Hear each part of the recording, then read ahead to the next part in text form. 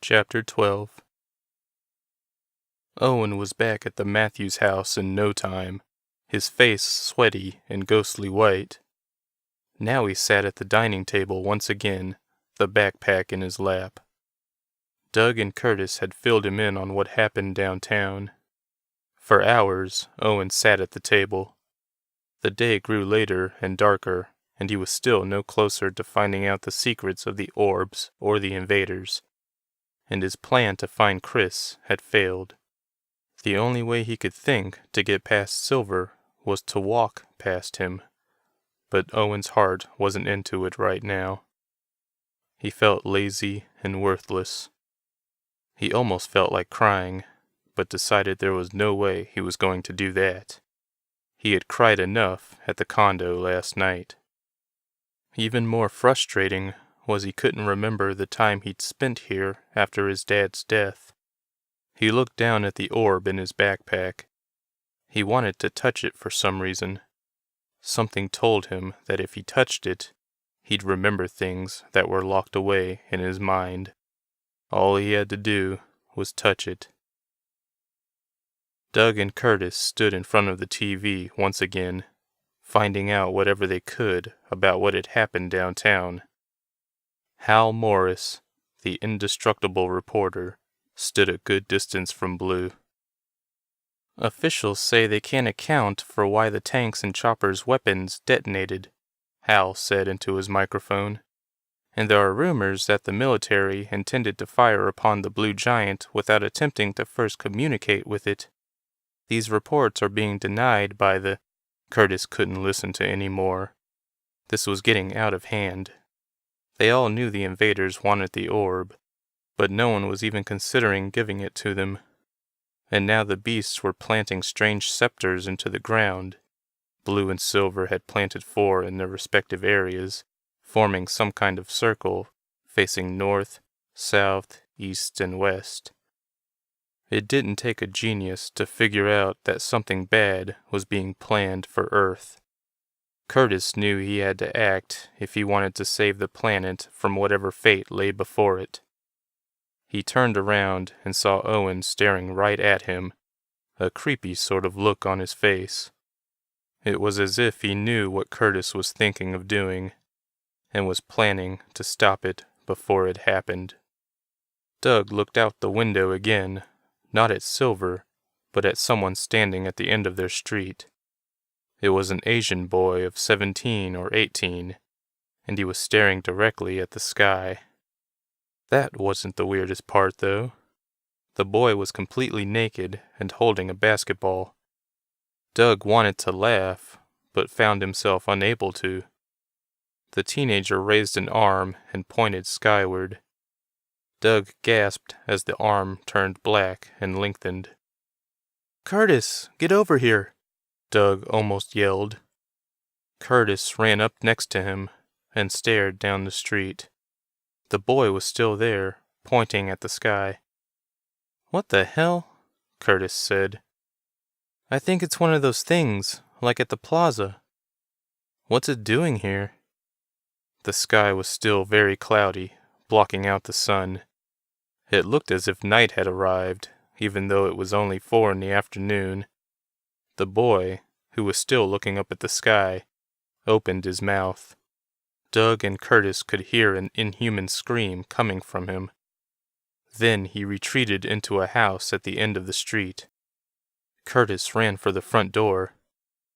"What are you doing?" Doug asked nervously. "We have to help whoever lives in that house," Curtis responded. He was halfway out the door. "Owen!" Doug screamed, running into the kitchen. Owen was staring straight ahead in his seat, his hands inside the backpack. Doug ran up to him and shook him violently. Owen didn't respond. "Come on!" Curtis screamed. "Leave him!" "What's going on?" Vanessa asked, walking from her room at the end of the hall.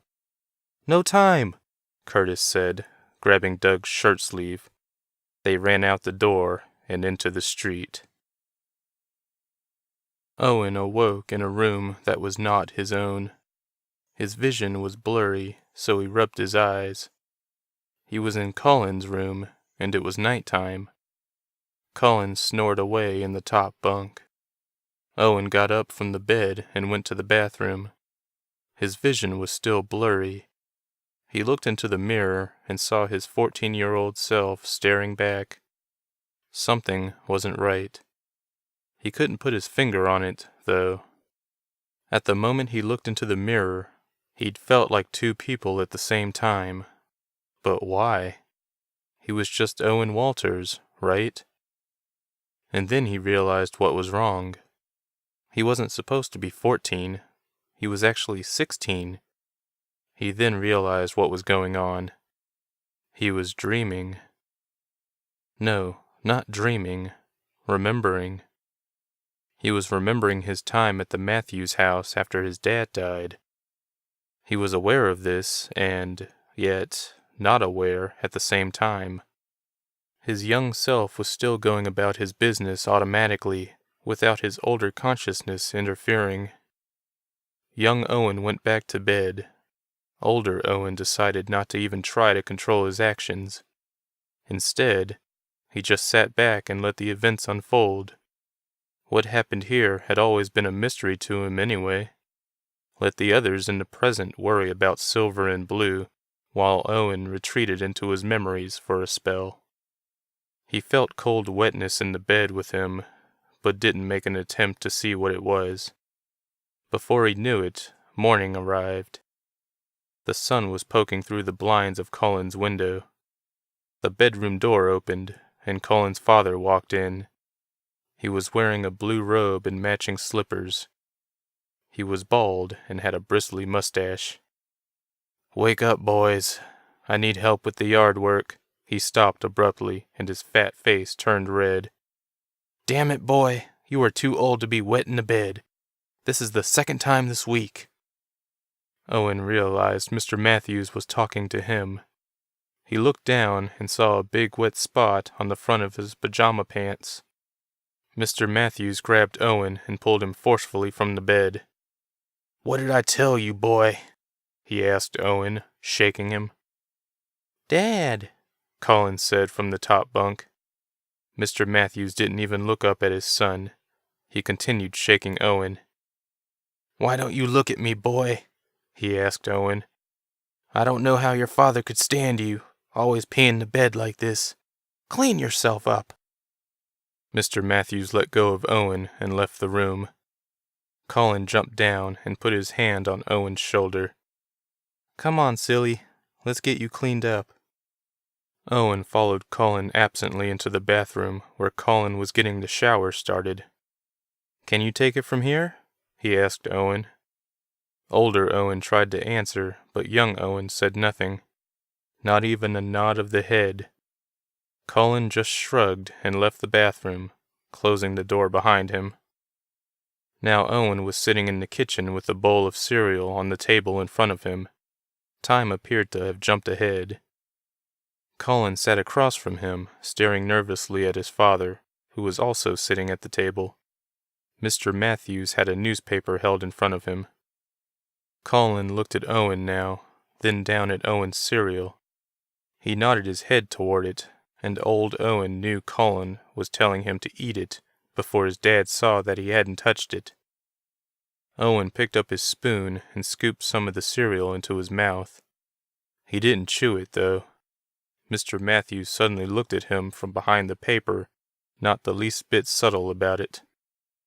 When Owen found himself in the bathroom again, without even knowing how he got there, he saw his reflection and barely recognized himself. His face was gaunt, with dark circles standing out under his eyes. What the hell was happening to him? He had no idea how long he'd been living with the Matthewses at this point. He knew it was summer, but time seemed to be jumping around. So much for figuring out what happened during his stay.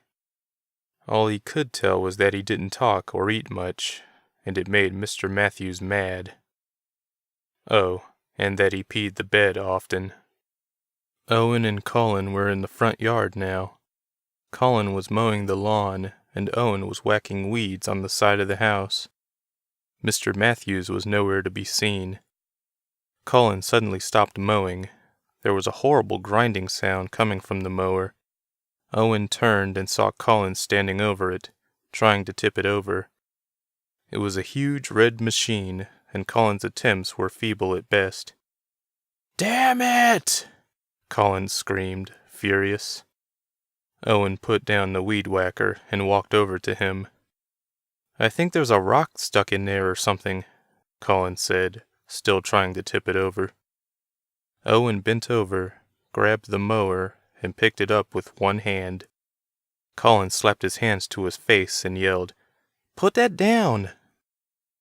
Owen obliged, staring blankly at his friend. Cullen put his hands on Owen's shoulders and said, "I told you not to do stuff like that. If my dad sees you, he'll send you to scientists or something. Little boys aren't supposed to be that strong, okay?" He knew, old Owen thought. I was freakishly strong back then, and Cullen knew. And he wasn't scared. They were inside now, sitting at Cullen's computer. There were half-naked women on the monitor. Old Owen laughed. They were looking at naughty stuff. At that age, Cullen was something else. "Look at the body on that chick," Cullen said, turning back to Owen, a sly grin on his face. "You think she's hot?" He was pointing to a redhead lying on a leopard-skin bed who was wearing very revealing clothing. Owen said nothing. Cullen's grin faded as he turned back to the screen. Old Owen saw the sadness in his friend's eyes. He wanted to scream at his young self, telling him to talk, to eat food, to stop wetting the bed at 14. But he couldn't. Because this was just a memory, and it wasn't interactive. And then a cold thought occurred to old Owen. He hadn't been controlling his actions at all. Something else was, something in his head. And old Owen was watching it. Now it was nighttime again. Owen got up and changed into a pair of jeans and a shirt. He didn't wet himself this time, then went out the front door silently, leaving it wide open. The air was thick and hot as Owen walked down the hilly street and away from the Matthews house. As he walked down a lonely highway, old Owen felt like someone was watching him, but he couldn't look around to see if he was right. Young Owen was looking forward and just kept walking. But old Owen had to know what was behind him. Before he knew it, old Owen was outside of his young body and standing on the side of the road. His younger self kept walking as if nothing had happened. "What the hell?" old Owen asked aloud. He spun around, facing the direction he came from. Staring down the long, dark road, he saw nothing. But he still felt eyes staring back at him. What if it were the shapeshifters? Did they follow him all the way to the city? Owen honestly thought so at that moment. He turned to face his young self again and noticed the little boy was well ahead. Old Owen jogged to catch up. He wasn't surprised to find he wasn't out of breath. As he walked alongside the young man, Owen wondered how he had been able to jump out of his subconscious. Perhaps he had been shoved out by whatever was already occupying young Owen's mind. Or maybe old Owen did it all on his own in his stubborn need to find out what was following him. Whatever the reason, if he could get out, surely he could jump back in. Owen ran ahead of his younger self, walking backward and facing him. Then he dove toward young Owen and... "Welcome back," a voice said after old Owen situated himself into his young mind. "Who are you?" he asked, startled. "I'm you, of course," said the voice, which was deep and soothing. "And there's something I think you should see." The sun was slowly rising, and Owen could see the mountains and the fields on either side of him. A car sped by, honking at him. Old Owen no longer felt like he was being followed by whatever had been watching him in the night. Before he knew it, he was downtown, on the very street where he met Chris for the first time. "What do you need to show me?" old Owen asked the voice in his head. "It's not here. I think we should go ahead in time." Now young Owen was lying in the back seat of a car, staring at the driver's seat in front of his face. The voice appeared to be in control of the memory flow. "Where are we?" Owen asked, though he already knew the answer. He was sleeping in the back seat of Chris's car. They were under a bridge just outside of San Sebastian, where Chris kept his car because he couldn't pay for gas. Trident River was running under this bridge. Owen could hear the faint roar of the water. "Look down on the floor," said the voice. Owen did, and saw a white piece of paper, face down. It looked familiar. He picked it up and flipped it over. It was a flyer, and on the flyer was his face. It was his missing person flyer. He knew, Owen thought. Chris knew I was missing. "That's right," said the voice. "And yet, he never returned you to where you belonged. He kept you for himself." Owen didn't understand what was happening now. He had come out of his stupor by this time, yet he did not remember having found this flyer before. "Oh, but you did find it before. This isn't time travel. You're remembering the past." "Then how come I don't remember this?" "Because it doesn't want you to remember." "What doesn't?" The voice didn't answer. Young Owen put down the flyer and crawled to the passenger seat. Chris snored lightly in the driver's seat, his head resting against the window. Old Owen remembered this day. It was a few weeks after they first met. The sun was beginning to set. "Oh no," Owen thought. "I don't want to see this. Something's about to happen. I remember, and I don't want to see it again." Young Owen was going through Chris's glove compartment. There were receipts and other pieces of paper. "Look at him," the voice said, referring to Chris. "He knew all about you, and yet he kept you all to himself. He was destroying his own life and taking you with him." Chris punished himself by resorting to the homeless lifestyle after his movie production company failed. Owen never understood why he would do such a thing, though. If only he could get inside Chris's head. "It's not like my life was all that great with the Matthewses," Owen offered. "But he never even gave you a choice, did he?" As Owen listened to the voice, he was reminded of the one he'd heard while Michael was extracting the information from his head at the garage days ago. The voice had mocked him when the memory of Daniel falling out of the treehouse popped into his head. The voice had belonged to Michael, though. Hadn't it? Young Owen continued to rifle through the contents, just as old Owen grew more anxious. He knew what was about to happen. "Can we go?" old Owen asked. "I don't want to watch this." "There's something you need to know, Owen. You can't give the orb to the invaders." This was the last thing Owen expected to hear. "Why not? Who are they? Where did they come from?" "They're aliens. They sensed the orb's power after Michael activated it. They came to collect it for themselves, so they can use it to destroy planets, including this one." "How do you know this?" Something was coming closer to the car, and old Owen knew it. Young Owen was oblivious to it as he continued to look through the glove compartment. He found a long red pencil inside. "I know because it knows. There's something in your head, Owen. It's been controlling your actions off and on since your father's death." Owen was speechless.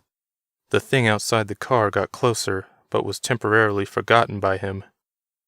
"What's in my head? How do you know this?" "I don't know what it is. I'm just the middleman between you and it wants you to know that you cannot give them the orb." The thing was right outside the door now. Young Owen finally looked out the window and saw something crawling out of Trident River toward him.